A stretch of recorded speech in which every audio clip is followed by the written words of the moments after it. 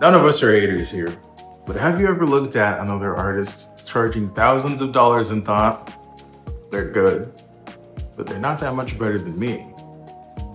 I remember starting out and thinking the difference between a $10 artist and a $10,000 artist was talent. Draw better, practice more, master your craft, and eventually the money would follow.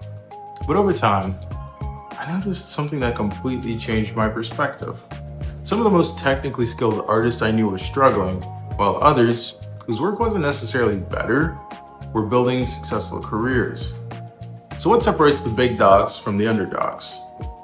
A $10 artist is usually selling a piece of artwork. It's time, it's labor, and it's all heart. But the $10,000 artist is selling a brand. It's about connections, identity, and maybe most importantly, the connections. They're creating the visual identity that represents a company, a product, or themselves as an idea. It's a bit abstract on some levels, but they're not just making something that looks good, they're creating something people recognize, and that stirs up an emotional reaction. Whether it's a good or a bad one is actually irrelevant. After my first two major art exhibitions overseas, the first in Europe, then in Asia, it changed my perspective on the art world a lot. And I'll do a video on that later, but what I quickly realized is actually the good news.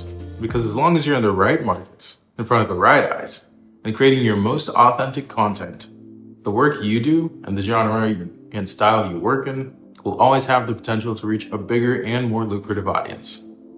Personally, I found that to be the most encouraging. Instead of only asking, how do I become a better artist? I started asking, how can I find the people who want what I already have?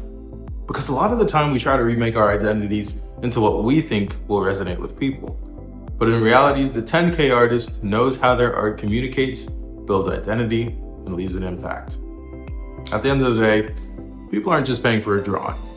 They're paying for what that artwork means to you. I hope you got something out of this week's video, something to think about, a little food for thought.